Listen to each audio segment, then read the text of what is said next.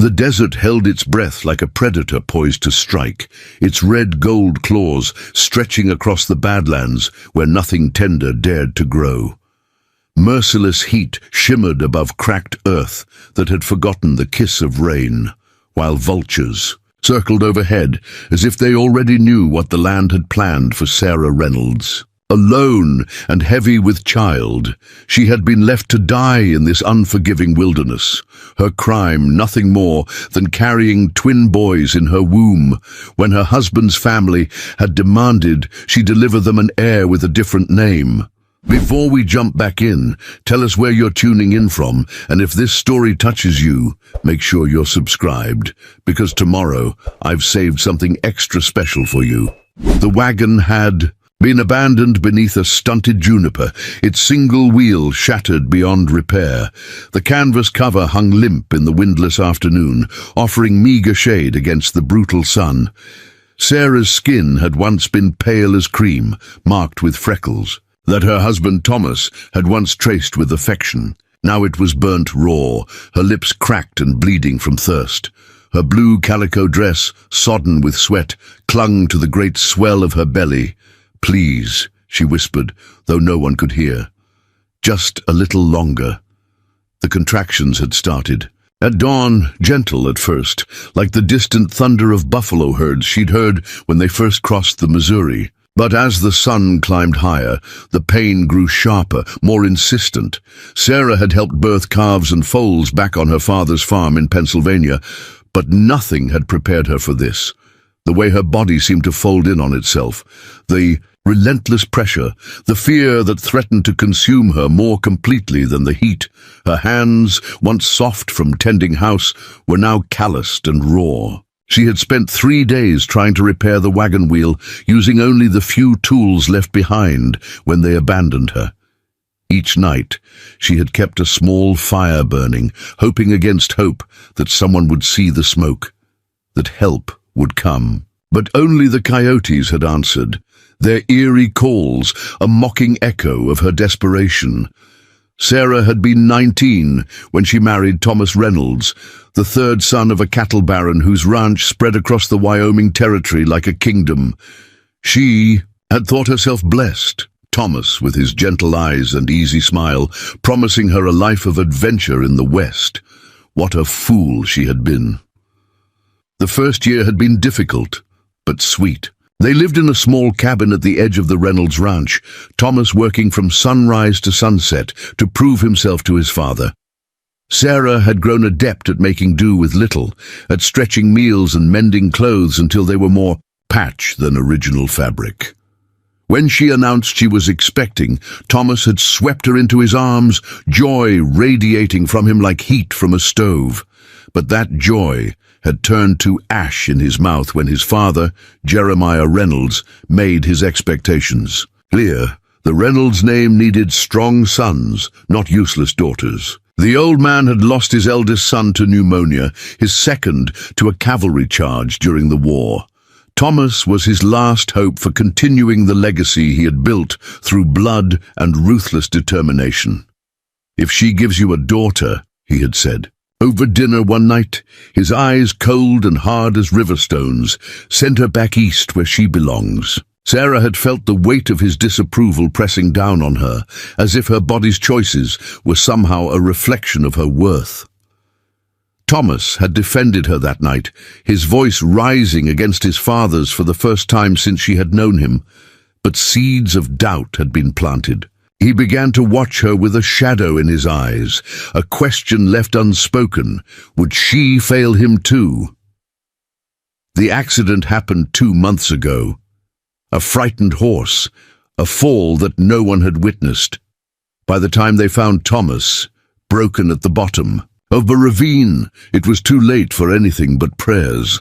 Sarah had wept until she thought her heart would stop, but Jeremiah Reynolds had stood at his son's grave dry-eyed, his mouth a thin line of bitter acceptance. "You'll stay until the child is born," he had told Sarah afterward, his voice devoid of warmth. "If it's a boy, he stays here to be raised as a Reynolds should be. If it's a girl—" He hadn't needed to finish the thought. The contempt in his eyes had made his meaning clear. Sarah had tried to make herself small to be useful despite her growing belly. She cooked for the ranch hands, mended, cleaned, but Jeremiah watched her with increasing disdain as her belly swelled larger than expected. Twins, the midwife had announced after examining her, a hint of worry in her weathered face. And soon, I'd say. That night, Sarah had overheard the conversation that would change everything. Twins are a curse, Jeremiah had said to his foreman. They split the inheritance, cause nothing but trouble. And if they're girls... He'd spat into the fire. Get rid of her. Take her far enough that she can't find her way back. The desert will take care of the rest. Fear had sent Sarah to the small box where Thomas had kept their savings, barely enough for a stagecoach ticket east. But when she tried to leave the next morning, Jeremiah's men were waiting. The money disappeared from her trunk. The ranch became a prison. 2 days later, the foreman and another hand had come for her before dawn. Time for a journey, Mrs. Reynolds, he'd said, his face carefully blank. They had loaded her into a wagon with a few supplies, not enough, she realized now, to keep anyone alive for long. They had traveled for 2 days, far beyond any landmark she recognized, until the wheel had broken in this desolate stretch of nothing. Mr. Reynolds sends his regrets, the foreman had said as they mounted their horses, leaving her with the broken wagon. But the Reynolds line don't need no twins, especially not if they're girls. Now, as another contraction rippled through her, Sarah bit back a scream. The sun was beginning its descent, painting the Badlands in blood-red hues that would soon give way to the killing cold of desert night. She had survived 3 nights alone, but she would not survive this birth without help. She thought of her mother, so far away in Pennsylvania. She had written of her marriage, her journey west, the coming child. Had those letters ever arrived? Would anyone even know where to look for her remains? The pain crescendoed, driving all thought from her. Mind? She gripped the edge of the wagon seat, breath coming in sharp gasps. When it receded, she forced herself to move, to gather what she needed. Clean cloths from her trunk, the last of her water, a knife that she had kept hidden in her boot. She arranged them beside a nest of blankets in the shade of the wagon. The next contraction brought her to her knees. She felt something shift, a pressure building that could not be denied. Sarah positioned herself as best she could, remembering the midwife's instructions from what seemed like a lifetime ago. God, she prayed, her voice a rasp in the stillness. If I die here, save my children. Send someone, anyone. The desert offered. No answer but the distant cry of a hawk.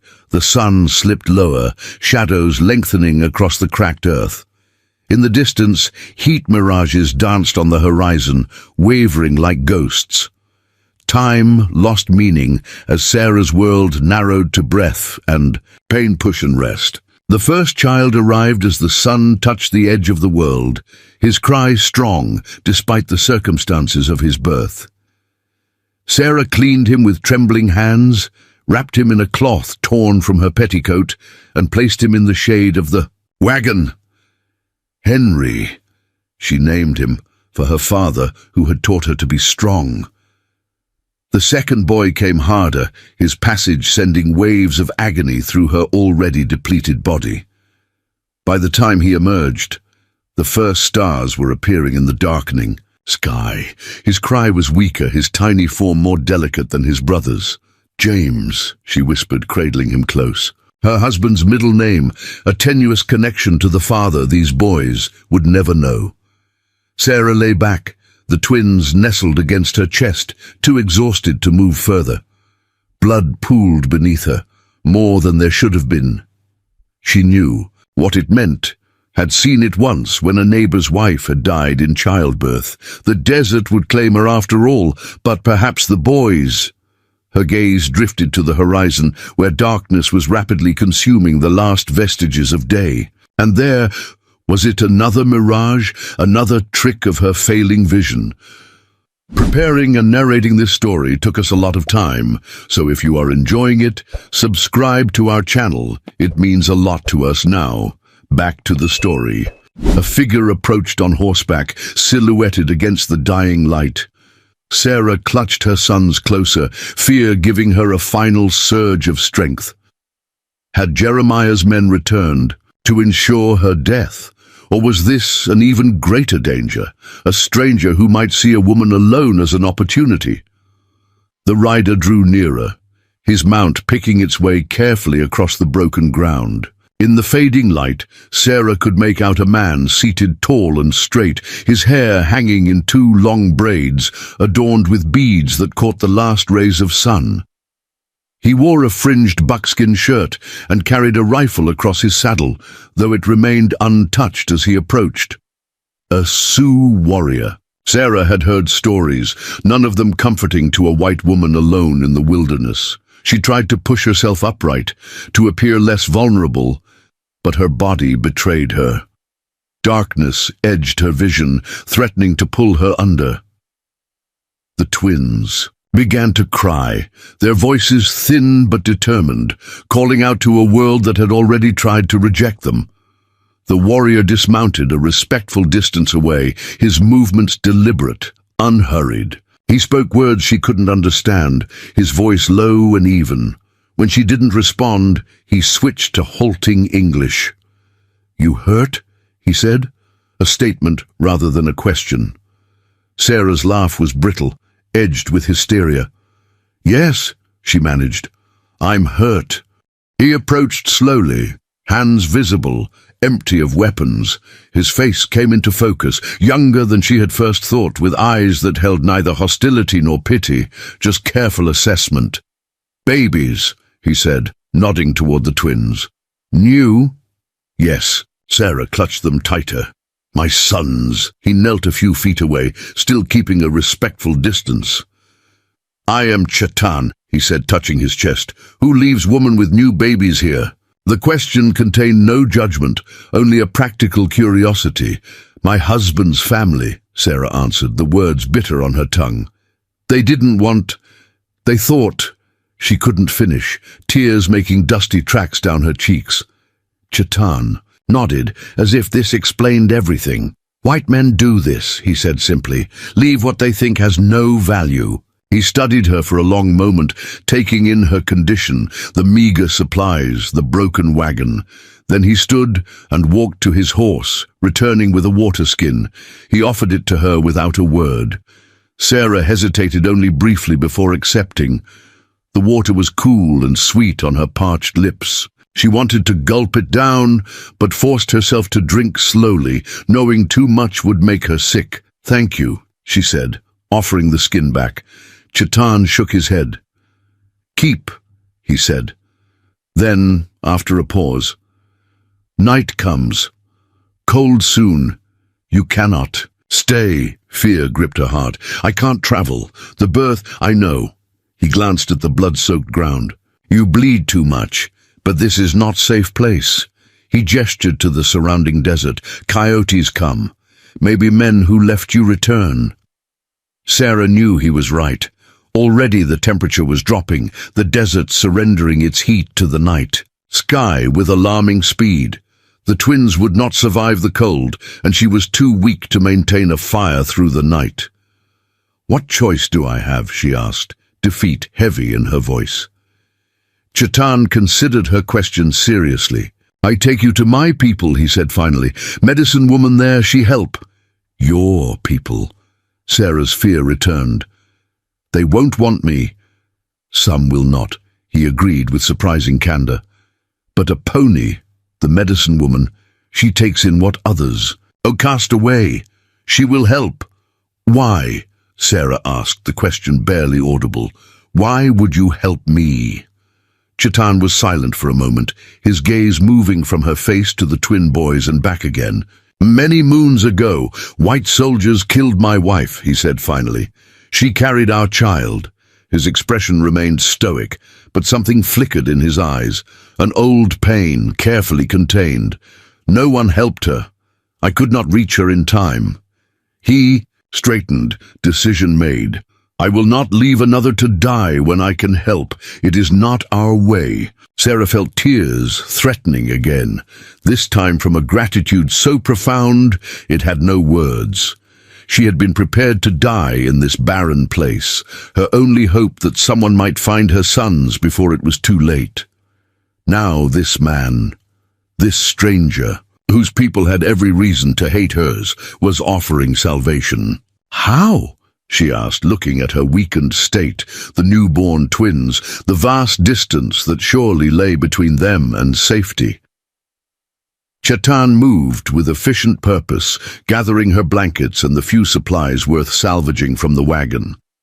He fashioned a carrier from his own blanket, a cleverly designed sling that would hold both infants securely against his chest. "You ride," he explained, indicating his horse. "I walk. Baby's here." He patted the sling. "But—" Sarah began to protest. "You too weak to hold them," he said matter-of-factly. "You fall, they die. Better this way." There was no arguing with his logic. With his help, Sarah managed to stand, swaying with weakness. The world spun alarmingly, and she would have fallen if Chetan's strong hand hadn't caught her elbow. "Blood loss makes head light," he observed. "Must go slow." Getting her onto the horse was a painful ordeal that left Sarah gasping and close to fainting. The twins were transferred to the sling, where they nestled against Chetan's chest, surprisingly quiet in their new position. As they prepared to leave, Sarah looked back at the wagon, the last tangible connection to her life with Thomas. There was nothing worth saving, nothing worth remembering except the bitterness of betrayal. "My husband wasn't like his father," she said suddenly, needing this stranger to understand. "He wouldn't have done this." Chetan paused, considering her. "Words, perhaps," he said finally, "but he left you among wolves." With that, he began walking, leading the horse at a careful pace across the darkening desert. Sarah clung to the saddle, fighting to stay conscious as they traveled. She watched Chetan's back, straight and strong despite the burden he carried. Occasionally he would murmur to the twins in his native tongue, soft words that seemed to soothe them when they grew restless. They walked for what seemed like hours, the moon rising to light their path across the Badlands. Sarah drifted in and out of awareness, her thoughts fragmented by pain and exhaustion. Once she thought she heard singing, a low, rhythmic chant that seemed to blend with the night sounds around them. "What is that song?" she asked, her voice thin in the vastness. Chetan glanced back at her. "Prayer for safe journey," he replied. "For you, for small ones." Sarah felt tears prick her eyes again.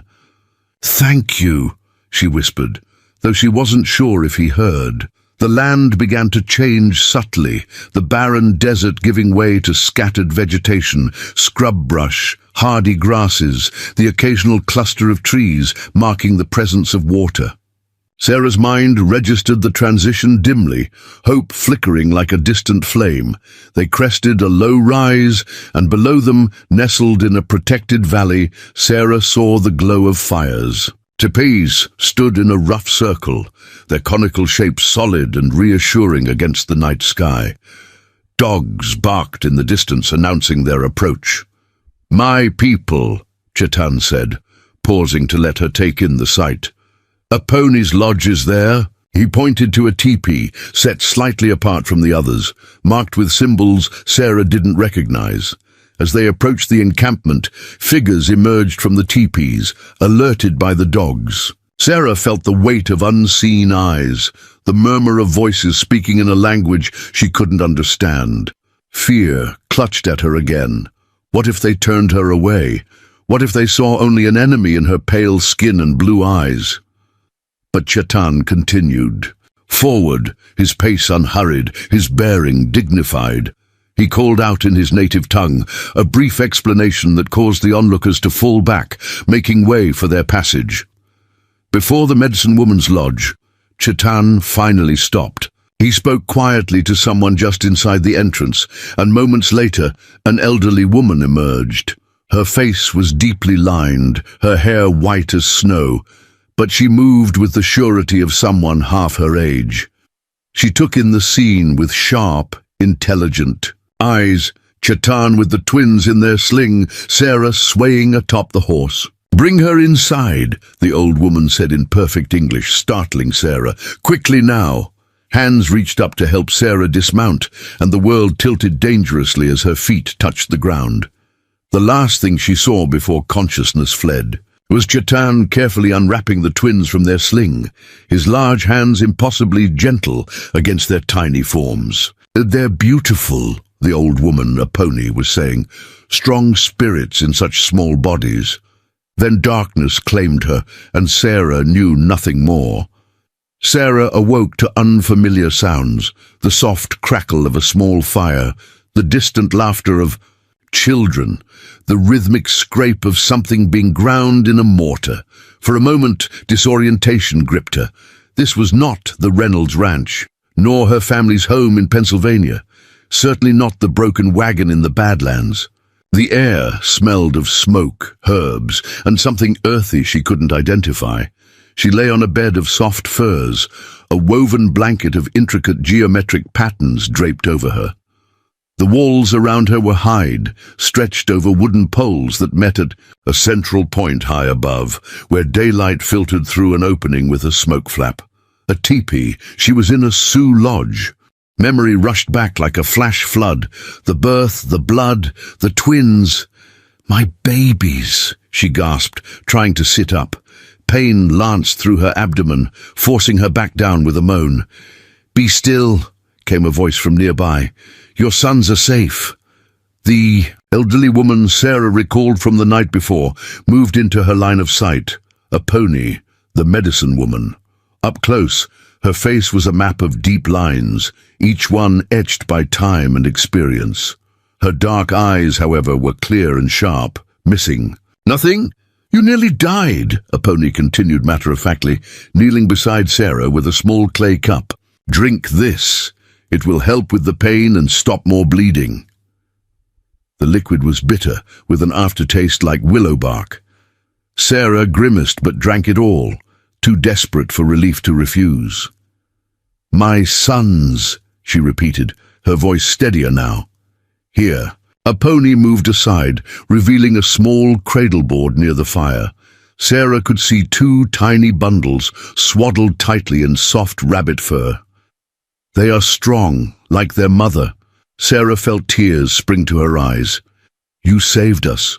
Chetan brought you. I merely used what knowledge the spirits have given me."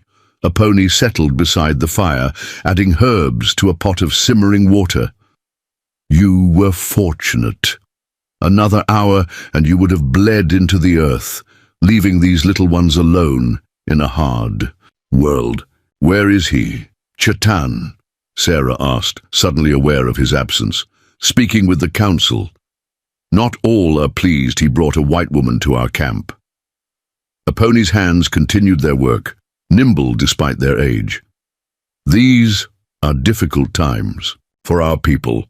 The white man's government makes promises with one hand and takes with the other. Some fear you may bring soldiers to our door." Fear clutched at Sarah's heart. "I won't. I have nowhere else to go. My husband's family left me to die." A pony nodded, unsurprised. "So Chetan said. It is not the first such story I have heard." She regarded Sarah with a measuring gaze. "What will you do when you are healed?" The question caught Sarah off guard. She had been so focused on surviving the immediate crisis that she hadn't thought beyond it. Where could she go? She had no money, no family within 1,000 miles. Going back to the Reynolds Ranch was unthinkable, and even if she could somehow make it to a town, what then? A widow with twin newborns would find little welcome or opportunity. "I don't know," she admitted finally. A pony seemed to accept this. "For now, you rest and regain your strength. Tomorrow is soon enough to think of tomorrow." A soft cry rose from one of the bundled infants. A pony moved to the cradle board, lifting the child with practiced ease. "This one, the second born, he has hunger," She brought the baby to Sarah, who awkwardly tried to position herself to nurse. A pony helped, adjusting pillows and showing her how to hold the infant. "You have not done this before," the old woman observed. Sarah shook her head. "I helped with calving and foaling on my father's farm, but this—" She looked down at her son's tiny face, still red and wrinkled from birth. "This is different. All new life requires guidance." A pony's voice softened. "The buffalo cow does not question how to care for her calf. Neither should you question your body's wisdom." As if to prove her point, James latched successfully, his tiny hands kneading reflexively. Sarah felt a rush of emotion so powerful it took her breath away. Love and fear intertwined, responsibility heavier than any burden she had ever carried. "What did you call him?" a pony asked. "James," Sarah replied, "and his brother is Henry." A pony made a soft sound, neither approval nor disapproval. "They will need names with power to protect them in this land, names that speak to their spirits." She returned to her work by the fire, but that can wait. For now, they are simply the sons of a brave mother. The flap of the teepee opened, admitting a shaft of bright sunlight. A young woman entered, her arms filled with dried meat and berries. She stopped short at the sight of Sarah awake and nursing, her expression a mixture of curiosity and wariness. A pony spoke to her in Lakota, gesturing toward Sarah. The young woman nodded, carefully placing her burden near the fire before approaching. "This is Kimimela, my granddaughter," a pony explained. "She will help care for you and the little ones." Kimimela appeared to be in her late teens, with a quiet dignity that reminded Sarah of Chetan. She wore a deerskin dress adorned with intricate beadwork and kept her eyes respectfully lowered as a pony introduced her. "Thank you," Sarah said to her directly, "for your help." The girl glanced up, startled to be addressed, then offered a tentative smile before speaking in halting English. "I help babies." James had fallen asleep at Sarah's breast. A pony showed her how to switch to Henry, who nursed with even greater vigor than his brother. Outside, the sounds of the camp continued, dogs barking, children playing, women calling to one another. Normal life continuing just beyond the teepee walls, while inside, Sarah struggled to adjust to her new reality. "How long have I been here?" she asked. "2 nights and a day," a pony replied. "The fever came and went. That is good. It means your blood is strong." 2 days. Sarah tried to process this. 2 days since her world had fallen apart and reformed into something unrecognizable. 2 days since strangers had shown her more kindness than her husband's family ever had. As the afternoon wore on, Sarah drifted in and out of sleep, the medicine and her body's exhaustion pulling her under, despite her desire to remain alert. Each time she woke, either a pony or Kimimela was there, tending the fire, checking on the twins, bringing water. The normalcy of their movements was oddly comforting. It was near dusk when the teepee flap opened again and Chetan entered. He looked tired, the lines around his mouth deeper than Sarah remembered, but he carried himself with the same quiet dignity. He spoke briefly with a pony, his voice low, before turning his attention to Sarah. "You are awake," he said. "This is good." "Because of you," Sarah replied. "You saved us." He made a dismissive gesture. "I only found you. A pony did the rest." "The council?" a pony asked him in English, for Sarah's benefit. Chetan's expression tightened almost imperceptibly. "They will allow her to stay until she is well enough to travel. After that—" He trailed off, leaving the council's decision unspoken. Sarah felt a chill that had nothing to do with her physical condition. "They want me to leave?" "Some do," he acknowledged. "Others understand you are no threat, but these are not peaceful times between our peoples." He looked at her directly. "Every day more settlers come. Every day our hunting grounds shrink. Every day there are new stories of broken promises. I'm not one of them, Sarah protested weakly. I have no one. I know this. But fear does not always listen to reason. He glanced at the twins, his expression softening slightly. For now you are safe. We will think about tomorrow when it comes. A pony echoed his words from earlier, and Sarah wondered if this was a common saying among these people. She tried to imagine living moment to moment, not weighed down by fears of the future or regrets of the past. It seemed both liberating and terrifying. There is something else, Chetan said after a pause. Riders were seen today, near where I found you. White men searching the desert. Sarah's blood ran cold. Reynolds' men. Perhaps. 3 riders, well armed. They found the wagon. Looking to make sure I'm dead, Sarah whispered, clutching Henry closer. Or looking to finish what they started, Chetan said bluntly. If they find tracks leading here, they won't come at night, a pony interjected, and tomorrow Running Elk and the others will make sure any trail disappears. Chetan nodded, apparently satisfied with this plan. Rest now, he told Sarah. Gain strength. You will need it. After he left, Sarah found it impossible to recapture the peace she had felt earlier. The idea that Jeremiah's men might be searching for her might threaten not only her and the twins, but also the people who had saved them, filled her with dread. Why would they come looking? She asked a pony, who was preparing a tea over the fire. They left me to die. Why not just let the desert do their work for them? A pony regarded her thoughtfully.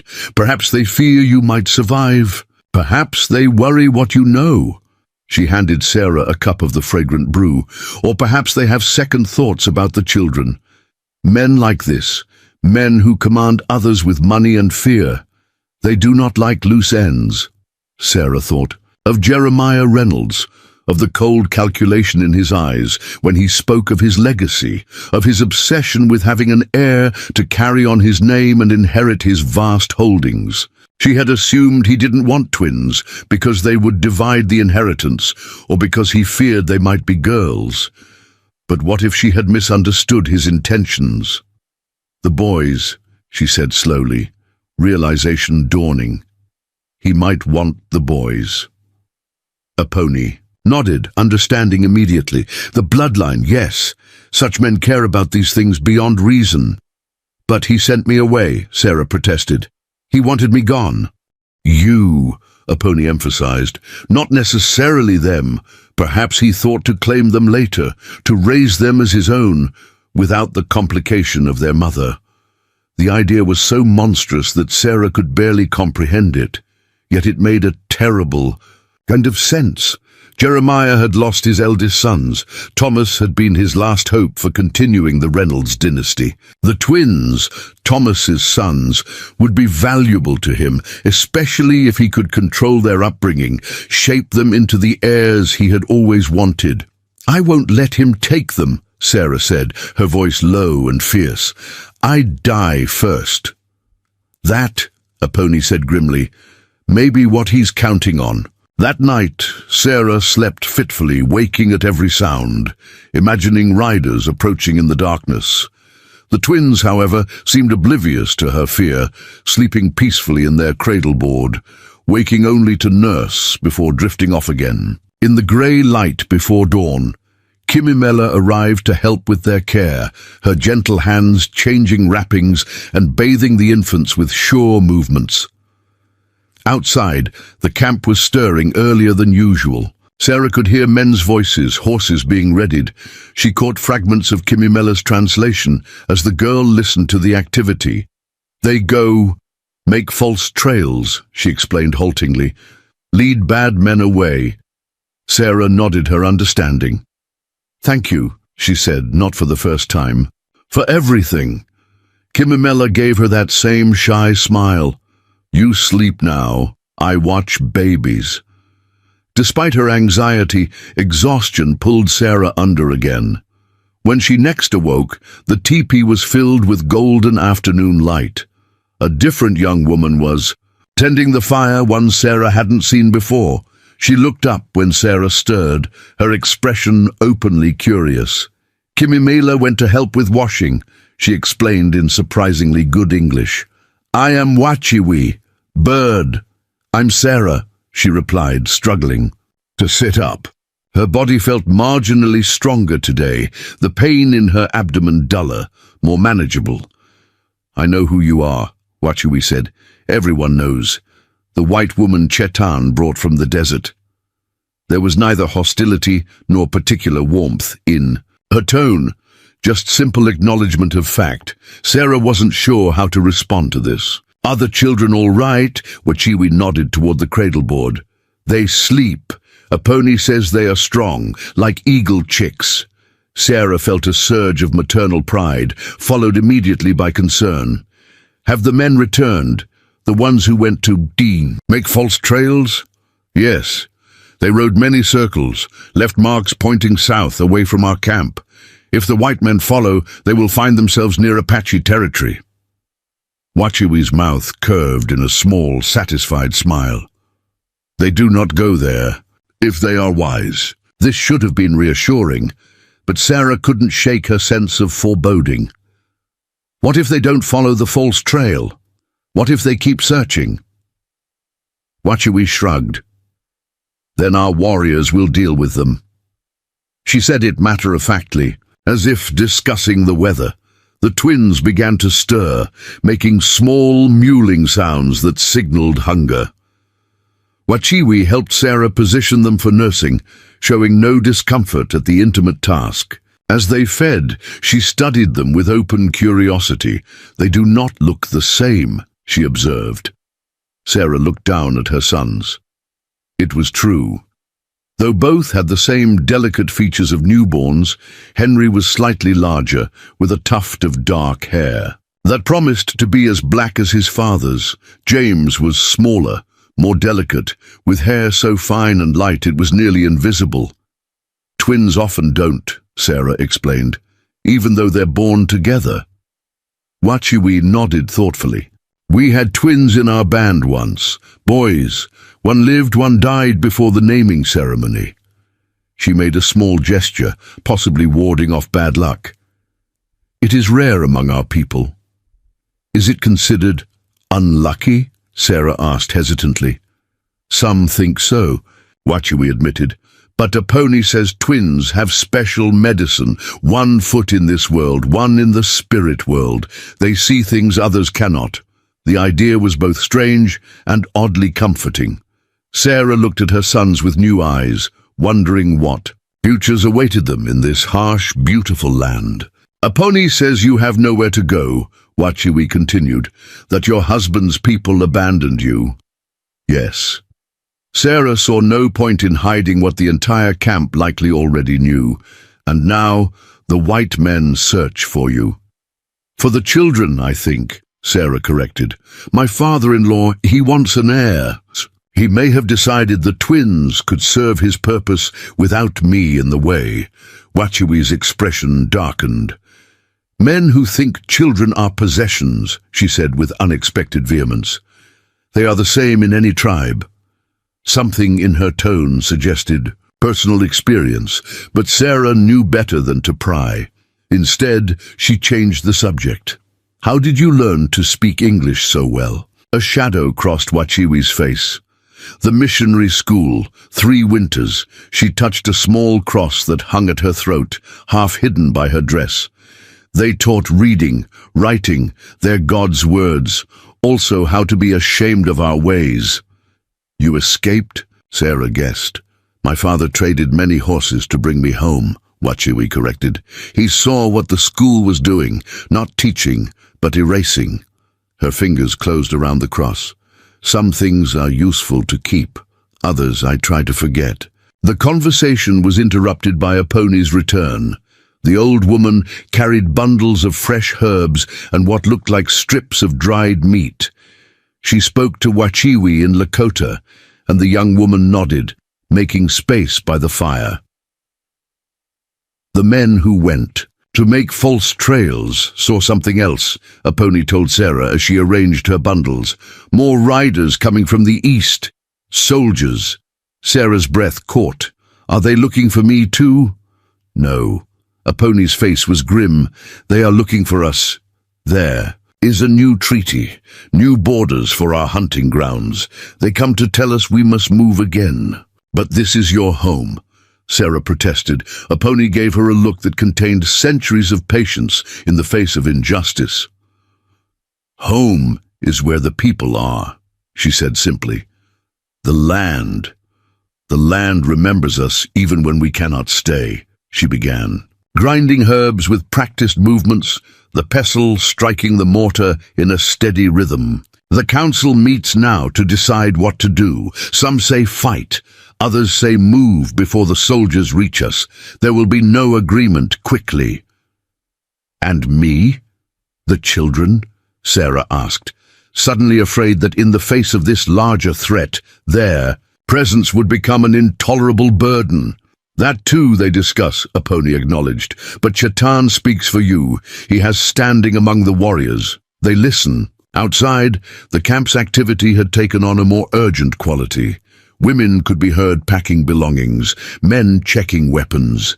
The peace of the morning had evaporated like dew under the harsh sun.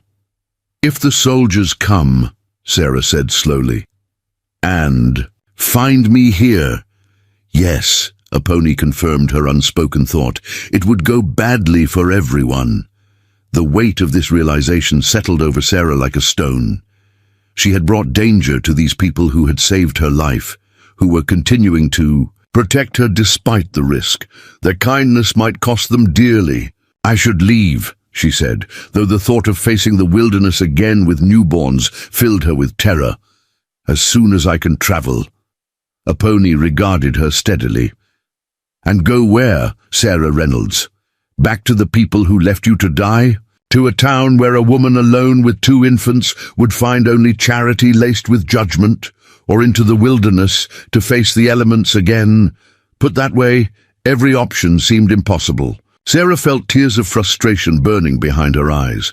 I don't know, she admitted, but I can't let your people suffer because of me. Our people have suffered long before you came, Aponi said, her voice gentle despite the hard truth of her words. And will continue to suffer long after you go. This is not your burden to carry. The teepee flap opened, admitting Chetan. He looked even more tired than before, his face drawn with the weight of whatever had been discussed in the council. He spoke rapidly to Aponi in Lakota, the words flowing too quickly for Sarah to catch any of the few phrases she had begun to recognize. Aponi listened, nodding occasionally, her face betraying nothing of her thoughts. When Chetan finished, she responded briefly, gesturing once towards Sarah and the twins. Finally, Chetan turned to address Sarah directly. The council has decided, he said. We break camp tomorrow at dawn, moving deeper into the hills where the soldiers will not easily follow. Sarah nodded, steeling herself for the inevitable next words, that she and the twins would not be joining them, that they would be left behind or directed to the nearest settlement. Instead, Chetan continued, You will come with us. She stared at him in disbelief. The council agreed to this? Not all, he admitted, but enough. You are still healing. The little ones are too young for the trail alone. He paused, then added quietly, And I gave my word that I would see you safe. Sarah didn't know what to say. The depth of this commitment from a man who owed her nothing left her speechless. There is a condition, he continued. When we reach the summer hunting grounds, when you are stronger, you must decide your path, to stay or to go. And if you choose to go, you must never speak of where you have been, who you have seen. I would never betray your trust, Sarah promised. Chetan nodded, accepting her word without question. Then rest tonight. Tomorrow will be a hard journey. After he left, Sarah looked at Aponi, still trying to process what had just happened. Why would he do this, risk so much for strangers? Aponi continued her work with the herbs, but her eyes were distant, seeing something beyond the walls of the teepee. "My grandson carries many wounds that do not show," she said finally. "When the soldiers killed his wife, they killed something in him too. For many moons, he moved like a man already dead, going through the motions of living without being truly alive." She looked at Sarah directly. "Finding you and these little ones, perhaps the spirits sent you to heal him as much as he saved you." Sarah considered this perspective, so different from anything she had been raised to believe. The idea that their meeting might have been destined, orchestrated by forces beyond human understanding, was both foreign and strangely compelling. "What if I'm bringing him? Bringing all of you?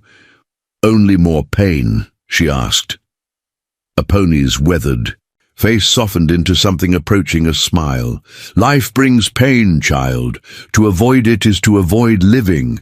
The question is not whether pain will come, but what we do with it when it arrives." She glanced meaningfully at the twins. "These little ones, they may grow up between two worlds, belonging fully to neither. That is a difficult path, but it may also be one of great vision, great understanding." Outside, the sun was beginning its descent, painting the sky in shades of orange and gold. Sarah could hear the camp preparing for the journey ahead, a journey she would now be part of, for better or worse. "Tomorrow," Aponi said, rising to check on the twins, "we go to meet whatever waits for us. Tonight we pray it is something better than what we leave behind." Dawn broke with the sound of a camp dismantling itself, the efficient movements of a people who had perfected the art of mobility. Sarah sat outside Aponi's teepee, wrapped in a borrowed blanket, watching as the Sioux women rolled hides, packed cooking utensils, and secured belongings to travois. She felt useless, still too weak to help, yet acutely aware that her presence had contributed to this rushed departure. The twins slept against her chest, bundled together in a sling Kimimela had fashioned, their tiny breaths sinking in slumber. Henry's shock of dark hair had dried into wild tufts, while James remained nearly bald, his skin more translucent than his brother's. 1 week old, and already they had survived more than many did in a lifetime. "You should not sit on the ground," Aponi scolded, emerging from the half-dismantled teepee. "The bleeding may start again," Sarah shifted uncomfortably. "I couldn't stay inside another moment, not when everyone is working so hard." Aponi made a dismissive sound. "You work by healing, by keeping those little ones alive." She handed Sarah a strip of dried meat. "Eat. The journey will be long." Chetan appeared, leading 3 horses, and bore a modified travois, smaller than the others, with a cradle-like structure built into it. "For you and the little ones," he explained, noting Sarah's questioning look. "You cannot ride properly yet." The contraption looked precarious, but Sarah was in no position to object. Any means of transport was better than being left behind. "Thank you," she said, the words feeling inadequate for everything he had done. "I don't know how I'll ever repay—" "There is no debt between us," he interrupted, his expression softening slightly. "The Creator put you in my path. I followed his will." Before she could respond, a commotion rose from the eastern edge of camp. A young warrior rode in hard, his horse lathered with exertion. He called out in Lakota, his voice urgent. Chetan's posture changed instantly, tension visible in every line of his body. He barked orders to nearby men, who immediately moved toward their weapons. "What is it?" Sarah asked, clutching the twins tighter. "Soldiers," Aponi answered grimly. "Close. They must have ridden through the night." Panic flared in Sarah's chest. "Because of me?" "No," Chetan said, returning to her side. "This was already in motion before you came, but it changes our plans." He glanced at the half-packed camp. "We must split up. Small groups move faster, leave less trace. The old ones and mothers with young children will go north into the high hills," Aponi explained. "Warriors and hunters will circle east to Draw the soldiers away. And me, Sarah asked, though she already knew the answer. You come with us, Aponi confirmed, with the women and children. Within minutes, the camp had transformed from ordered activity to controlled chaos. Tepes came down with remarkable speed, their components separated into manageable loads. Children, who had been playing, were gathered up, their games forgotten as they sensed the adults' urgency. Chetan helped Sarah onto the travois, arranging blankets to cushion her still tender body. The twins were secured in the cradle structure, swaddled so tightly they resembled tiny cocoons. I will find you at the sacred waters, Chetan told Aponi, his hand resting briefly on her shoulder. 5 days, if all goes well. The old woman nodded, accepting what clearly was a familiar separation. May your path be clear, and your eye true, grandson. He turned to Sarah. Trust Aponi. Do exactly as she says. His eyes lingered on the twins for a moment. Keep them quiet if you can. I will, Sarah promised. Be careful. A ghost of a smile touched his lips. Always. Then he was gone, mounting his horse and riding toward a group of warriors gathering at the camp's edge. The women's party moved out first, a procession of about 20 travelers, elderly men, women with young children, a few adolescent girls. Including Kimimela and Wachiwi, they headed north, keeping to a rocky path that would leave minimal tracks. 4 young warriors rode with them, positioned at the front, rear and flanks of the group. Sarah's travois swayed with the horse's movement, a rocking motion that would have been soothing under different circumstances. As it was, each jolt sent pain through her healing body, a constant reminder of her vulnerability. They travelled in near silence, the only sounds the creak of leather, the clop of hooves on stone, and the occasional whisper between travellers. Even the children seemed to understand the need for quiet, their usual exuberance dampened by the tension surrounding them. By midday, they had climbed high enough that Sarah could look back and see the vast expanse of land they had crossed. The camp was gone, erased as thoroughly as if it had never existed. In the far distance, a dust cloud moved east. The warriors, she realized, deliberately drawing attention. There, Wachiwi murmured, riding up beside the travois. She pointed southeast. Soldiers. Sarah squinted against the sun's glare. Tiny figures on horseback moved in formation across the desert floor, their blue uniforms barely distinguishable at this distance. They were following the warrior's trail, just as Chetan had intended. Will they be safe? She asked, thinking of. Chetan Wachiwi's expression was unreadable. They know these hills better than any blue coat. They will lead them in circles until they are too tired and thirsty to continue. Her tone suggested this was a game the Sioux had played before. They continued north, the terrain growing more difficult as they ascended. Pine forests replaced scrubland, the air cooler and fragrant with resin. Sarah had never been this high, in the mountains, had never seen the land from a bird's perspective. Despite their dire circumstances, she couldn't help but be moved by the wild beauty surrounding them. The twins woke hungry, their cries piercing the quiet of the forest. Sarah nursed them awkwardly as the travois continued to move, Kimimela riding. Close to ensure they didn't fall. The girl's gentle presence was a comfort, her calm voice soothing as she taught Sarah Lakota words for common objects. Changte, she said, touching her chest. Heart. Changte, Sarah repeated, the unfamiliar sounds clumsy on her tongue. Kimimela smiled encouragingly. Good. Now, Wichinchala. She pointed to the twins. Wichinchala, Sarah echoed. It means babies. Boys, Kimimela corrected. Girl is Wichinchala Wing. Sarah found herself oddly moved by this simple exchange, the careful sharing of language, of identity. She had been taught that Indians were savages, dangerous obstacles to civilization. Yet here she was, dependent on their kindness, learning their words, surrounded by a people who had every reason to hate her, but had chosen compassion instead. "My people," she said hesitantly, unsure how to express what she wanted to say. "They tell stories about yours. Bad stories." Kimimela nodded, unsurprised. "We also have stories of white men who speak with forked tongues, who make promises in writing, then break them." She glanced at the twins. "But stories are not always true for everyone.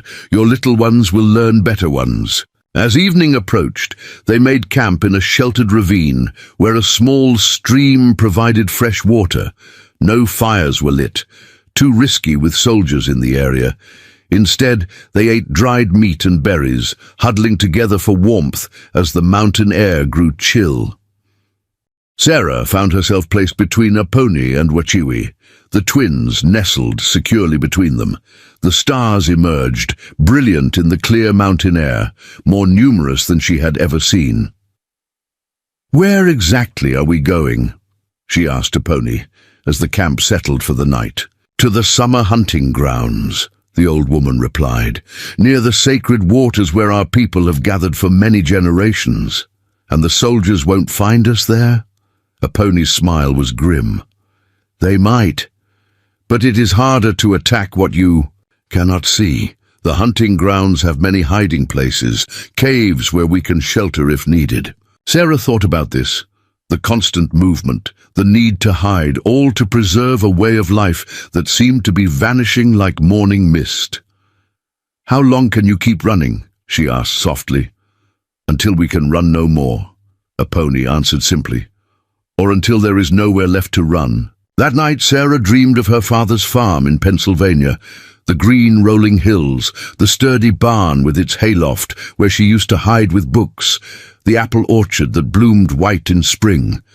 In the dream, she walked the familiar paths with her twins, now grown into young boys, with Chatan's straight black hair and her own blue eyes. They ran ahead of her, laughing, belonging to the land in a way she never fully had. She woke with tears on her cheeks, a deep ache in her chest that had nothing to do with her physical wounds. The second day of travel brought steeper climbs and denser forest.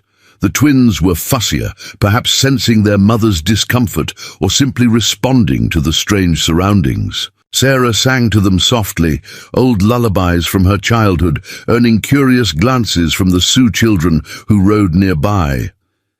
Near midday, one of the warrior scouts returned with news that had the leaders of their party conferring in urgent tones. Sarah couldn't understand the rapid Lakota, but the tension was unmistakable.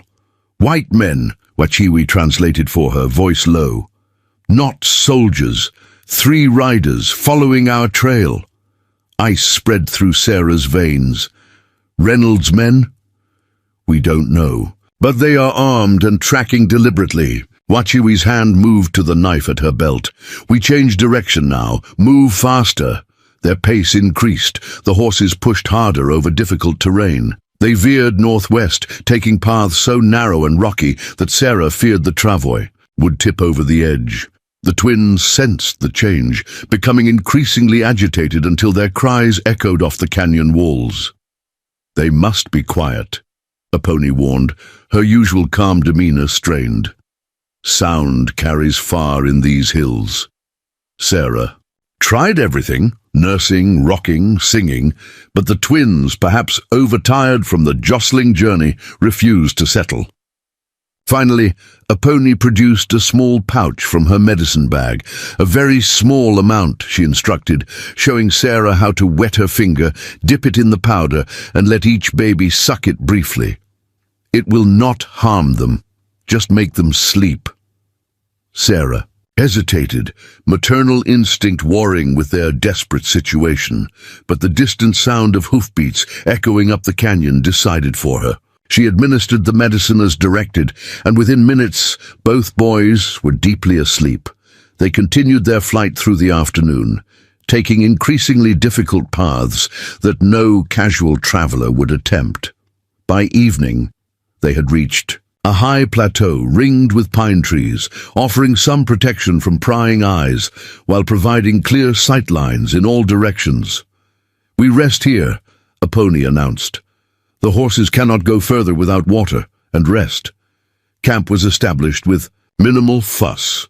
No teepees, just blankets arranged beneath the trees. The twins slept on, unnaturally still, causing Sarah to check their breathing repeatedly until a pony assured her the medicine was wearing off naturally. As night fell, 2 of their warrior escorts took up positions on either end of the plateau, watching for pursuit. Sarah found herself unable to sleep despite her exhaustion, the knowledge that men were hunting them, hunting her children, keeping her alert to every sound in the darkness. Wachiwi settled beside her, wrapped in a blanket against the mountain. "Chill. You should sleep," she said. "The little ones will wake hungry soon."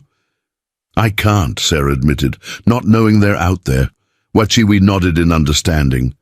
"Men like that, men who hunt women and children, they exist in every tribe." She stared into the darkness. "My husband was such a man." Sarah turned to her in surprise. Wachiwi had never mentioned a husband before. He was a warrior, respected, for his bravery in battle. Wachiwi continued, her voice detached, as if telling someone else's story. "But in our lodge, he was cruel. His hands left marks no one saw." She touched her side, where old injuries might be hidden. "When I lost our child, he said I was cursed. He took another wife, a girl barely old enough to bleed." "I'm sorry," Sarah said softly. Wachiwi's smile was bitter. "I was fortunate. Many women are not. My father took me back against custom, brought me home." She glanced at Sarah. "That is why I understand your fear. Some men see women and children as possessions, to be claimed, not people to be cherished." The parallels between their experiences, spanning such different worlds, struck Sarah forcefully. "What happened to him? Your husband?" "He died raiding a crow camp 2 winters ago." Wachiwi's tone held no grief, no satisfaction, just simple acknowledgement of fact. "I mourned as custom required, but in my heart—" She trailed off. "In your heart, you were free," Sarah finished for her. Wachiwi nodded. "As you will be, if we can keep you from these men who hunt you." The conversation was interrupted by a soft signal from one of the watchmen. Everyone froze, listening intently. Sarah strained her ears, but heard nothing beyond the whisper of wind through pine needles. Then, faint but unmistakable, came the distant whinny of a horse, somewhere below them on the mountain path. "They followed," Wachiwi breathed, already reaching for her knife. A pony appeared beside them, moving with surprising stealth for her age. "Wake the others," she instructed Wachiwi. "Quietly, we must move now." "In darkness?" Sarah asked, alarmed. "The mountain paths were treacherous enough in daylight. We have no choice." A pony began gathering her medicines. "There is a cave system half a day's journey from here. We can hide there until the warriors find us." The camp dissolved into silent activity, possessions gathered, horses prepared. The twins, rousing from their induced sleep, began to fuss. Sarah tried to nurse them quickly, aware that every moment increased the danger of discovery. One of the scouts returned, reporting in hushed Lakota. Sarah caught the repeated word, Washichu, white men, and something about their location. "They make camp below," Wachiwi translated. "3 men, as we thought. They will resume tracking at first light." "Then we have a few hours' advantage," a pony said. "We must use it well." They set off under a moonless sky, guided only by starlight and the intimate knowledge of the mountains passed down through generations. Sarah clung to the travois, the twins secured tightly against her, every muscle in her body tense with fear of a misstep that would send them plunging off the narrow trail. The horses moved with surprising confidence in the darkness, their instincts more reliable than human vision. They climbed steadily for what seemed like hours, until the air grew thin enough that Sarah found herself breathing harder, her lungs burning with the effort. Just before dawn, they reached a natural overlook. In the grey pre-dawn light, Sarah could see the vast expanse they had travelled. Mountains rolling into the distance like frozen waves, valleys filled with morning mist, and far below, barely visible, the glow of a campfire where their pursuers rested, unaware that their quarry was now far above them. "They will lose our trail soon," a pony predicted, satisfaction evident in her voice. "These high paths are known only to our people." As the sun breached the horizon, painting the landscape in gold and rose, Sarah felt a strange mix of terror and exhilaration. A week ago, she had been prepared to die alone in the desert. Now she was fleeing through mountains with people who had become unlikely allies, her newborn sons alive and secure against her heart. She had no idea what waited for them at the sacred waters, or what future could possibly be built from the shattered pieces of her old life. But watching the sun rise over this wild, beautiful land, Sarah felt something unexpected unfurling within her. Not just the will to survive, but the first tender shoots of hope. "We keep moving," a pony announced, already turning her horse toward the path ahead. "The sacred waters await, and beyond them, whatever the Creator has planned for us." Sarah adjusted the twins, now awake and surprisingly calm in the cool mountain air. "Whatever comes," she whispered to them, "we face it together." The small caravan continued northward, disappearing into the forest like shadows, retreating before the light. Behind them, far below, 3 riders searched increasingly cold trails, unaware that their quarry had slipped beyond their reach into the ancient sanctuary of the mountains. They reached the sacred waters on the 4th day, a hidden valley cradled between towering peaks where hot springs bubbled up from the earth's depths, sending plumes of steam into the crisp mountain air. Ancient pines surrounded the springs, their massive trunks testimony to centuries of silent witness. Moss-covered rocks lined the pools, worn smooth by generations of hands. Sarah had never seen anything like it. Steam rose in ghostly tendrils, creating an otherworldly mist that softened the harsh mountain landscape. The air smelled of minerals and pine, a heady combination that felt cleansing even to breathe. Their arrival was met with relief by those who had reached the valley before them, several families who had taken different routes to avoid detection. Children emerged from hide-covered shelters, women looked up from their work. Elderly men, who had been consulting together, broke off their discussion. All eyes turned to the newcomers, lingering on Sarah and her twins with undisguised curiosity and varying degrees of welcome. "They wonder if you brought trouble behind you," a pony explained as they dismounted near the largest spring. "It is a fair concern." Sarah's legs trembled as she stood for the first time in days, muscles weak from disuse and her recent birth. Kemimela steadied her with a supportive arm while Wachiwi took charge of the twins, handling them with practiced ease despite her own history of loss. "Did we?" Sarah asked quietly. "Bring trouble?" "No," a pony said with certainty. "The men following? You lost your trail where the rocks give no marks. Even if they find it again, they would be days behind us now." One of the elder men approached, his face deeply lined, years etched into his copper skin like the rings of an ancient tree. His hair, braided with strips of red cloth, hung white against his buckskin shirt. He carried himself with the dignity of someone who had earned respect through wisdom rather than demanded it through force. "This is Chief Running Bear," a pony introduced him. "My brother. He speaks some English." The chief's dark eyes studied Sarah intently, neither hostile nor particularly friendly. "A pony says you were left to die," he said finally, his English halting but clear. "Yes." Sarah met his gaze steadily. "My husband's father abandoned me in the desert because I gave birth to twins instead of a single heir." Running Bear nodded, slowly. White men's ways are strange to us. Children are blessing, not burden. He glanced at the twins, who were fussing quietly in Wachiwi's arms. Boys? Yes. Henry and James.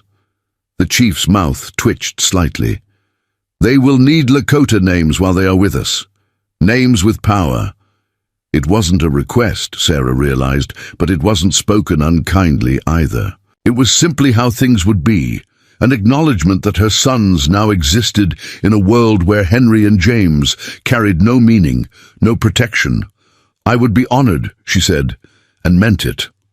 Running Bear seemed satisfied with her response. He spoke to a pony in Lakota, a lengthy exchange that Sarah couldn't follow, though she caught her name and Chetan's mentioned several times. My brother says you may stay until you are strong enough to decide your path, a pony translated. He has questions, but they can wait until you have rested. Sarah was led to a small lodge set apart from the others near one of the smaller springs. Inside, furs and blankets had been arranged to form a comfortable sleeping area, and a small fire pit in the center provided warmth against the mountain chill. The spring water has healing properties, Kimmy Meller explained, helping Sarah settle onto the furs. Later, when you are rested, we will take you there. Left alone with her sons, Sarah finally allowed herself to fully absorb their situation. They had escaped immediate danger, but what future awaited them here, among people whose very way of life was under threat? How long before soldiers or settlers pushed even into this remote sanctuary? And what of her pursuers? Would Jeremiah Reynolds truly abandon the search for his grandchildren, his last connection to his dead son? The twins nursed and slept, oblivious to their mother's concerns.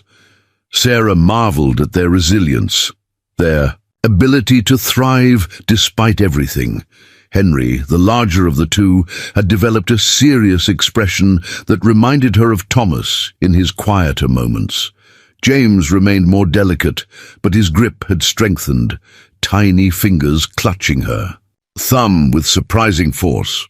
Your father would have loved you both so much, she whispered to them as they slept, no matter what his father thought.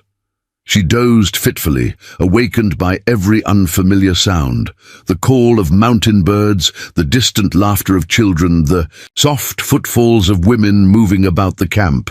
When Kimmy Meller returned with food, a rich stew of dried meat and wild roots, the sun was already low in the sky, casting long shadows across the valley. You should eat, then we go to the spring, the girl said. A pony says it will help with the healing. The thought of immersing her still tender body in hot water made Sarah hesitate, but the promise of being truly clean for the first time in days was too tempting to resist. After eating, she followed Kimmy Meller to a small, secluded pool, somewhat removed from the main springs. Women's pool, Kimmy Meller explained, for after childbirth, monthly bleeding, special healing. Steam rose from the surface of the water, which shimmered with an unusual opalescence. Sarah could smell the minerals, sulfur and something else, something earthy and primal.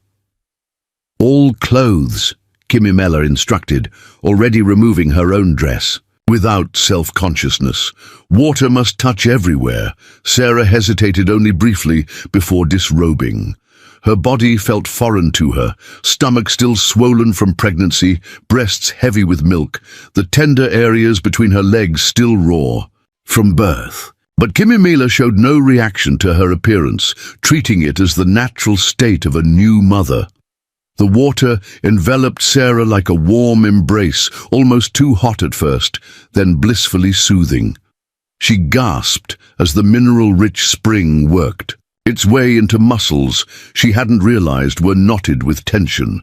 Kimmy Meller showed her how to cup the water and let it flow over her shoulders, her breasts, the still healing tissues that had been torn by childbirth. This place is sacred to your people, Sarah observed, noting the reverent way Kimmy Meller approached the springs. The girl nodded. Many generations come here. Waters heal body, cleanse spirit. She touched the surface of the pool, creating ripples that caught the fading sunlight. We believe Creator's breath warms the water from below, reminder of life beneath all things. Sarah closed her eyes, letting herself sink deeper into the spring. The heat penetrated to her very core, carrying away days of fear and pain. For the first time since Thomas's death, she felt something approaching peace. "The twins," she said suddenly, opening her eyes. "Who's watching them?" "Wachui," Kimimela assured her. "She knows how to care for little ones."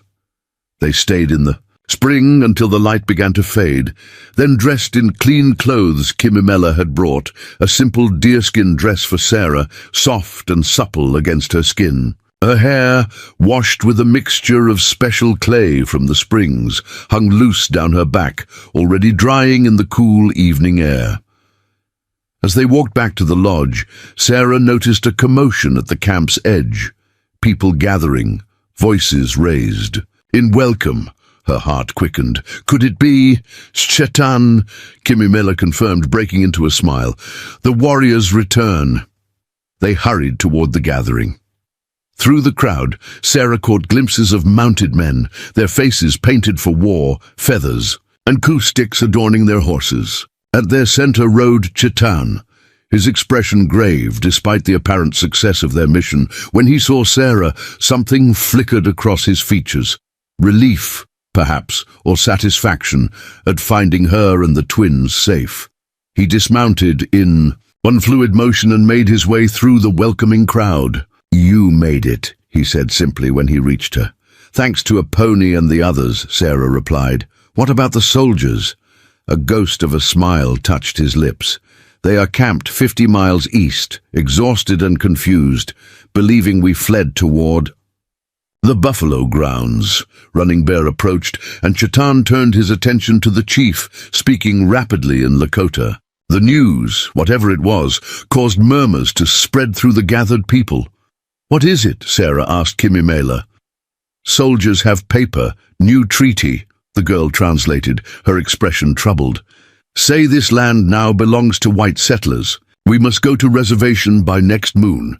Sarah felt a cold weight settle in her stomach. Even here, in this remote sanctuary, the relentless expansion of her people threatened to extinguish the way of life that had saved her and her children. "What will you do?" she asked. Kimimela shrugged, a gesture that conveyed both resignation and determination. "What we always do, find new place, adapt, survive." That night, the camp gathered around a central fire for a council.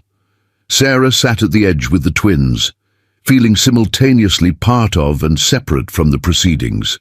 The discussion was entirely in Lakota, but she didn't need to understand the words to read the emotions on the faces around her: anger, defiance, fear, resolve.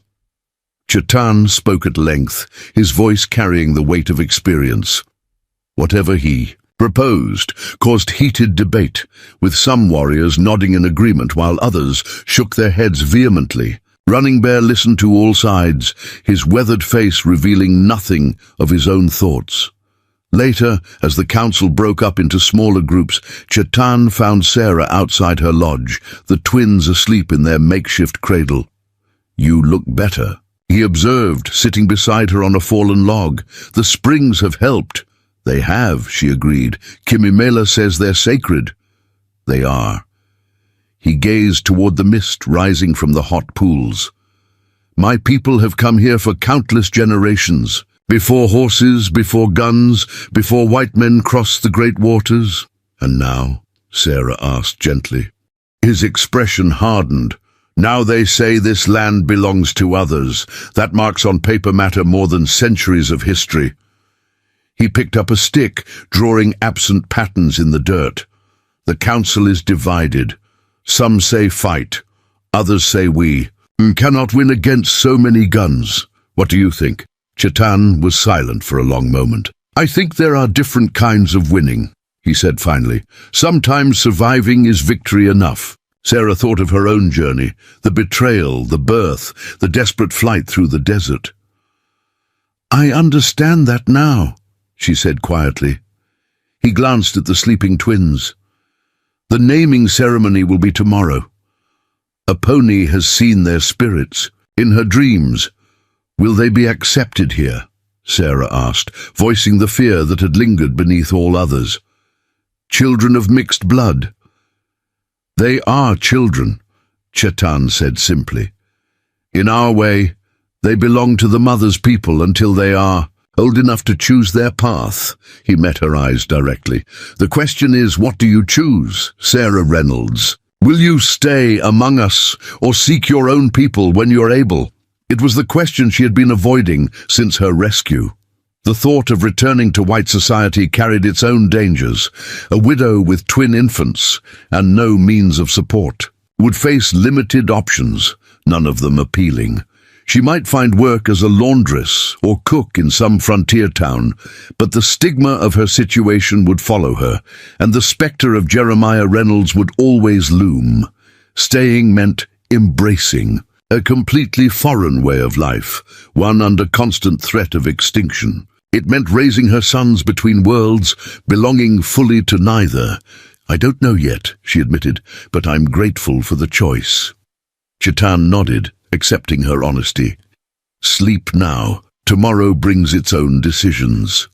Dawn broke clear and cold, painting the mountain peaks with golden light that gradually descended into the valley. Sarah woke to find the camp already in motion, preparations underway for what was clearly an important ceremony.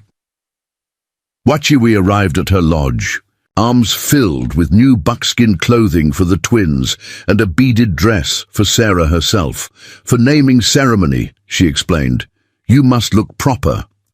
The dress was beautiful, soft tanned deerskin decorated with intricate beadwork in geometric patterns of blue and white. It had clearly been made for someone else, someone shorter and wider than Sarah, but Wachiwi deftly adjusted it with sinew thread, her nimble fingers working quickly.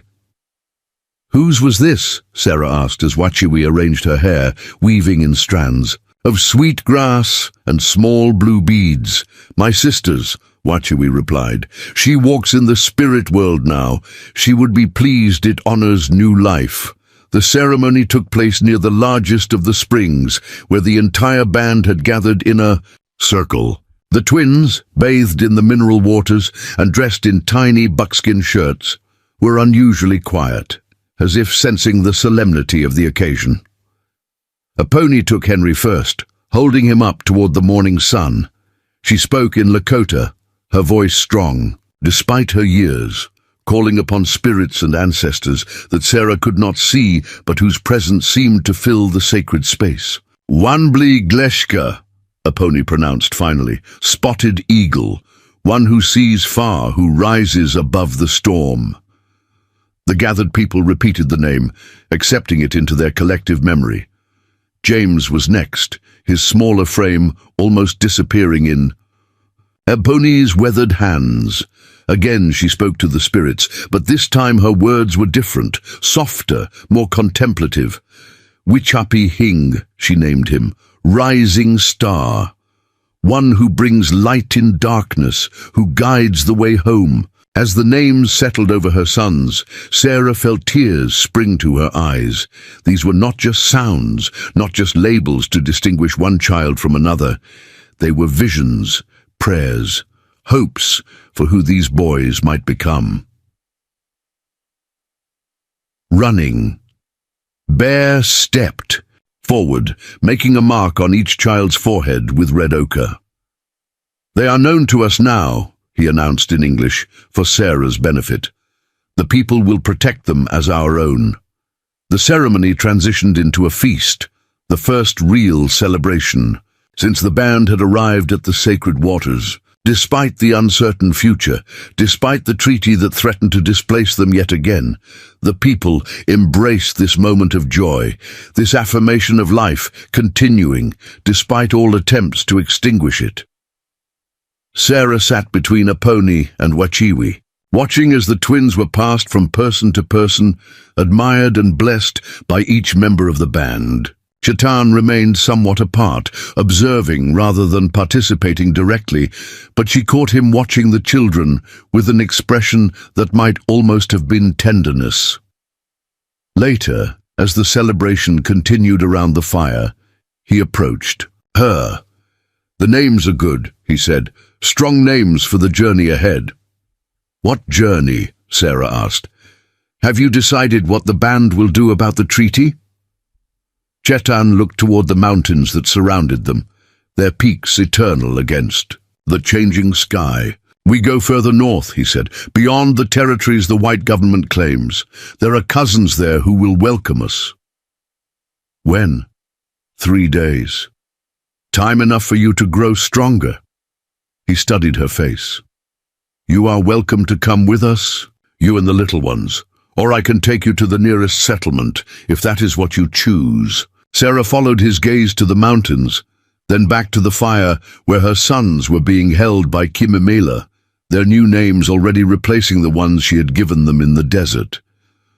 In just over a week, her world had been destroyed and rebuilt, in a form she never could have imagined.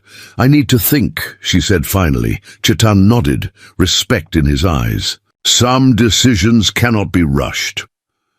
He touched her shoulder briefly before moving away, the gesture so light she might have imagined it. That night, as the camp settled into sleep, Sarah sat outside her lodge, the twins nestled against her chest. Above, stars crowded the sky, brilliant in the clear mountain air. She thought of Thomas, of the life they had planned together, now forever beyond reach. She thought of the Reynolds Ranch, of Jeremiah's cold calculation, and the men who had hunted her through the desert and mountains. Then she thought of Aponi's wisdom, Kimimela's gentle lessons, Wachiwi's fierce protection, and Chetan's quiet strength. She thought of the naming ceremony, of the way these people had embraced her sons, despite having every reason to reject them. The path ahead was uncertain, fraught with danger no matter which direction she chose. But as she gazed up at the star-filled sky, cradling the newly named Wanbli Gleshka and Wichapi Hing, Sarah Reynolds realized that for the first time since Thomas's death, she was not afraid of tomorrow. Whatever came next, whether they journeyed north with the band or returned to the world of settlements and stagecoaches, they would face it together, carrying with them the strength they had found in the most unlikely of sanctuaries. A hidden valley of sacred waters where ancient wisdom still bubbled up from the earth's depths, offering healing to those wise enough to receive it. The decision came to Sarah not in a moment of clarity, but through a series of small revelations. It began the morning after the naming ceremony, as she watched Kimimela teach a group of children to weave reeds into small baskets. The girls' patience, the children's eager concentration, the simple beauty of knowledge passed from one generation to the next. It struck Sarah that this was a continuity rarely found in the restless, forward-rushing world of white settlements. Later, that day, she observed 2 elderly women preparing a deer hide, their weathered hands working in perfect unison, singing softly as they scraped and stretched the skin. When they noticed her watching, they beckoned her over, showing her their technique with gentle corrections and encouraging nods. No words were needed. The work itself was the language they shared. By evening, Sarah found herself sitting with Wachiwi near one of the smaller springs, learning to bead a pair of tiny moccasins for the twins. Her stitches were clumsy compared to Wachiwi's precise patterns, but the older woman simply guided her fingers without judgment or impatience. "In your world," Sarah asked as they worked, "what happens to women without husbands, without family?" Wachiwi considered the question, her needle never pausing. "They are part of the band," she said simply. "All contribute what they can, cooking, tanning hides, gathering medicines, caring for children. No one goes hungry if others have food." "And children without fathers?" "They have many fathers, uncles, grandfathers, mothers, cousins." Wachiwi: gave her a sidelong glance. "You worry for your sons?" Sarah nodded. "In my world they would be pitied. Orphans, half-orphans. It's a hard path. Here they would be Wanbligleshka and Wichapi Hing, sons of a strong mother, nephews of the people." Wachiwi tied off a thread. "Different path, not easy, but never alone." That night, as Sarah nursed the twins in her lodge, a pony joined, her bringing a tea brewed from herbs gathered near the springs. The old woman settled beside the small fire, her gaze distant as if seeing beyond the hide walls surrounding them. "You have been thinking," she observed, "about your path forward." "Yes," Sarah admitted. "So many questions, so few certain answers." A pony's smile was gentle. "That is the way of all important choices. If the path were clear, there would be no need to choose." "In your visions," Sarah began hesitantly, "when you saw my son's spirits, did you see anything of their future?" The old woman was silent for a long moment, her fingers tracing patterns in the air, as if reading invisible signs. "I saw 2 eagles flying above a great river," she said finally. "One flew toward the rising sun, one toward the setting sun, but their paths crossed many times. What does it mean that they will walk different paths but remain connected?" A pony's dark eyes found Sarah's. "And that whatever you choose now, they will someday make their own choices." Sarah looked down at her sons, already growing and changing daily. Henry, Wanbligleshka, stared back with solemn eyes that seemed too knowing for his age. James, Wichapi Hing, slept peacefully, one tiny hand curled against his brother's arm. "And what of Chetan?" she asked, the question emerging. Before she could reconsider it, "What does he truly think of our presence here?" Something flickered across a pony's weathered features, surprise perhaps, or confirmation of a suspicion. "My grandson walks his own difficult path," she said carefully. "Since losing his wife, he has kept his heart closed, focused only on protecting the people, honoring the old ways. He's been kind to us." "Yes." A pony studied her thoughtfully. "Perhaps that is why some of the young warriors whisper. They see him changing, showing interest in more than hunting and war councils." "I wouldn't want to cause trouble for him," Sarah said, a new worry forming. "If my presence makes things difficult—" A pony raised a hand, stopping her. "Trouble comes whether we invite it or not. The question is not whether storms will gather, but how we weather them." She rose, gathering her medicine pouch. "Sleep now. Morning brings its own wisdom."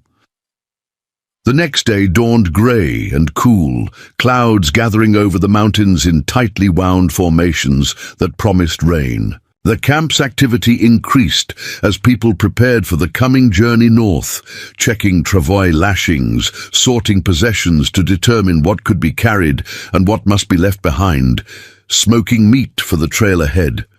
Sarah found herself helping almost without conscious decision, her hands joining others in the communal work. When Wanbligleshka fussed, a grandmother simply lifted him from the cradle board and soothed him, while Sarah continued packing dried berries into parfleche bags.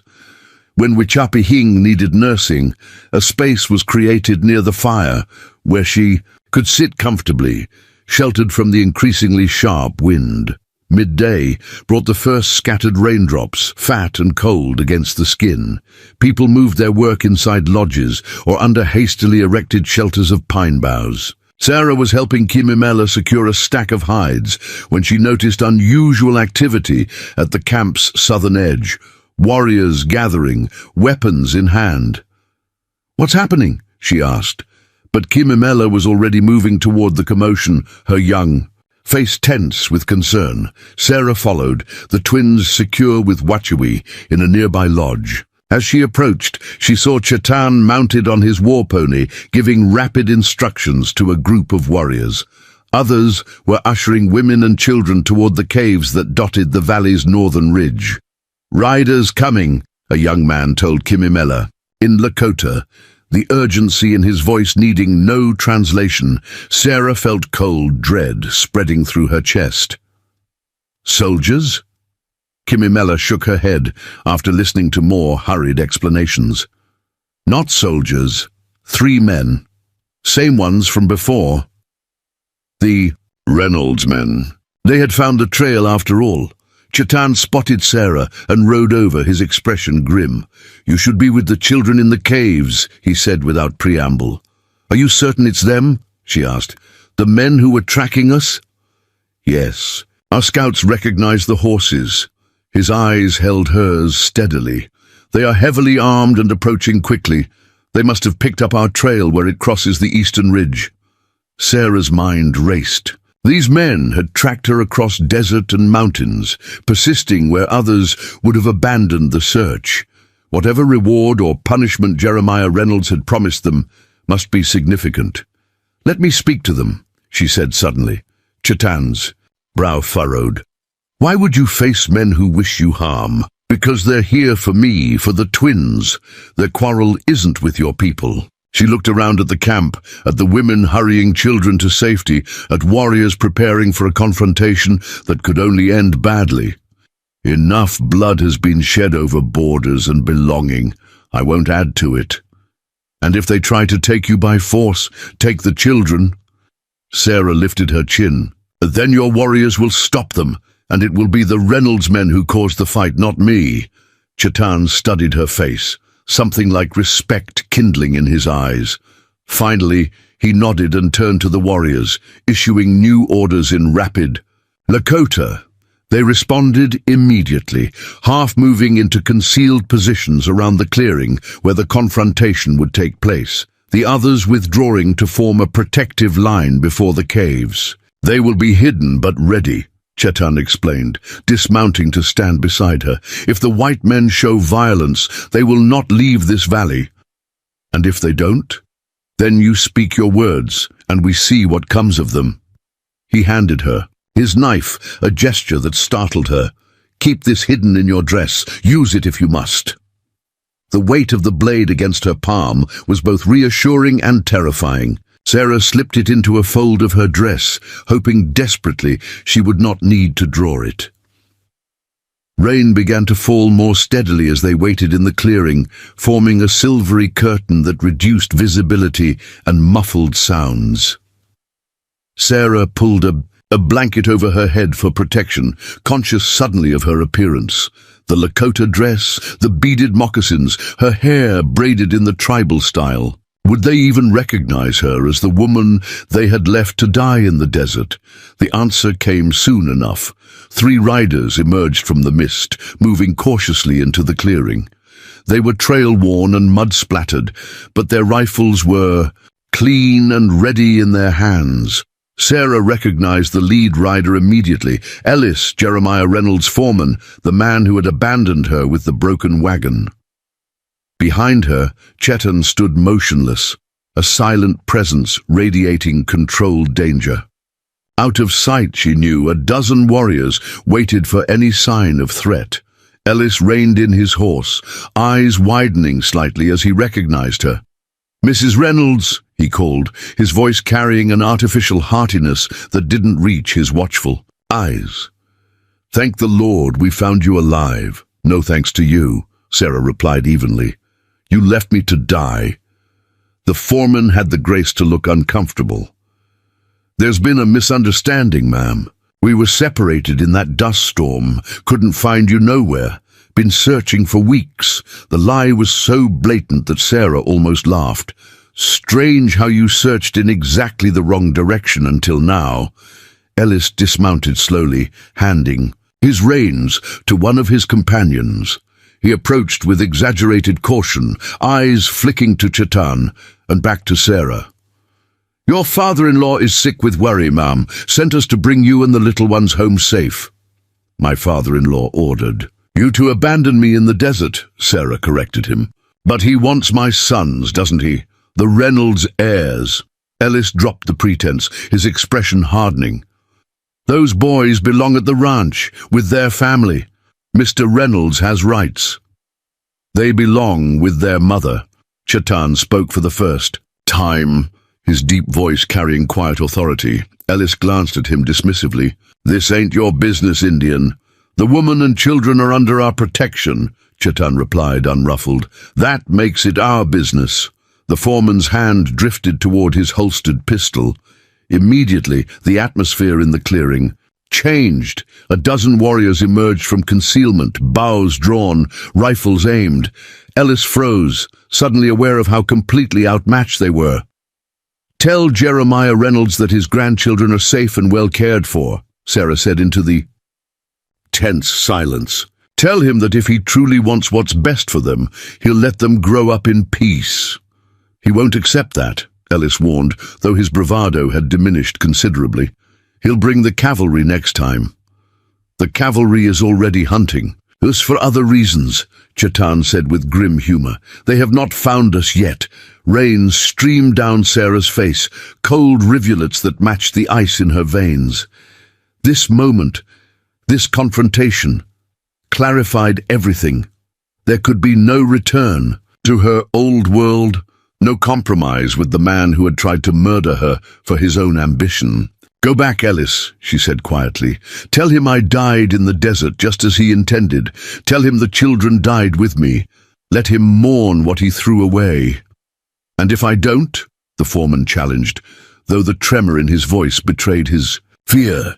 Sarah drew Chetan's knife, the blade catching dull light even in the rain. "Then you won't leave this valley to tell him anything?" For a long moment, no one moved. The only sounds were the gentle patter of rain and the distant rumble of thunder rolling through the mountains. Then Ellis stepped back, hands raised slightly.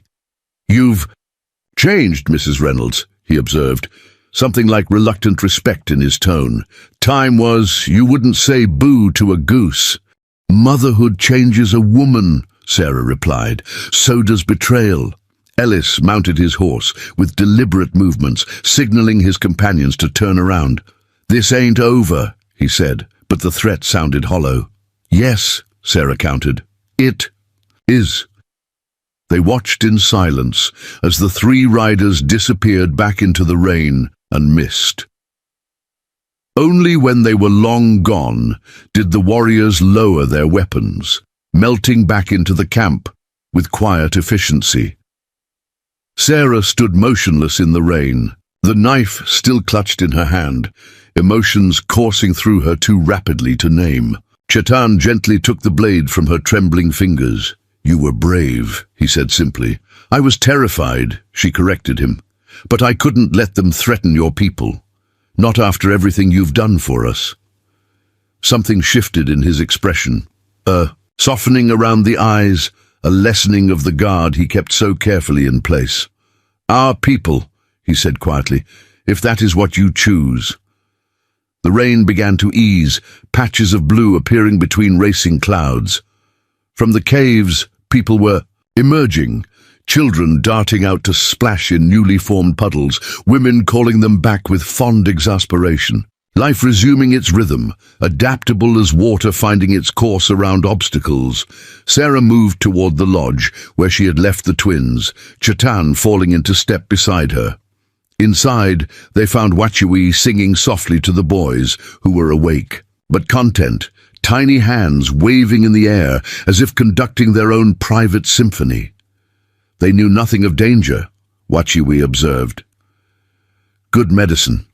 Sarah knelt beside the cradle board, touching each son's cheek with gentle fingers.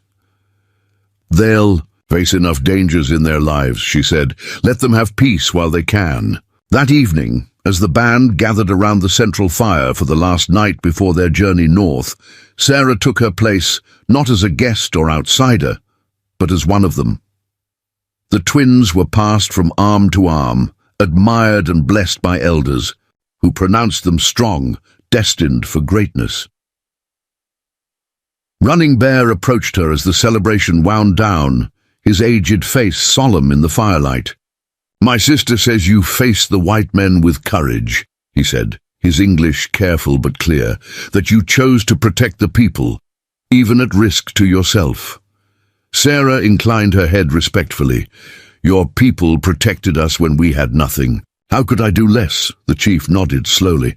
A pony says you have made your decision. I have. Sarah looked around the circle. At Kimimela, teaching younger girls a dance.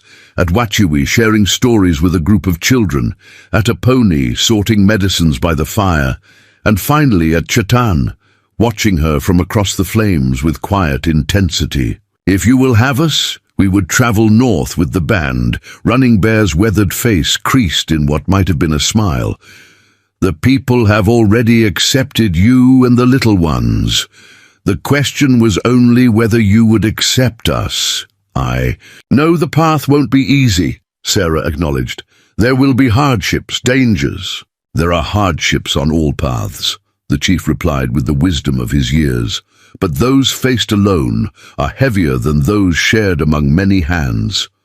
As the fire burned low and the camp settled for the night, Sarah sat outside her lodge, watching stars emerge in the clearing sky. The twins slept peacefully within, their new names settling around them like protective mantles. Soft footsteps approached, Chatan bringing an extra blanket against the post-rain chill. "You're certain of your decision?" he asked, settling beside her on a fallen log. "As certain as anyone can be of anything in this world," she replied. "My sons will learn both ways, their fathers and their adopted peoples. They'll carry both worlds within them." Chatan was silent for a moment, contemplating the stars above. "It will not be simple," he said finally. "There will be those among us who never fully accept them, or you, and the white world will always see them as between, belonging nowhere completely. Or belonging everywhere," Sarah countered, "seeing with eyes that understand both sides." She turned to face him directly. "What about you, Chatan? Do you have doubts about my choice?" His expression, usually so guarded, opened to her like a night flower blooming. "When I found you in the desert, I thought only to honor my wife's memory by saving what she could not be saved." He looked toward the lodge where the twins slept. "I did not expect to find my own healing in yours." The simplicity of his words, the depth of feeling behind them, touched Sarah in a place she had thought forever closed after Thomas's death. Not romantic love.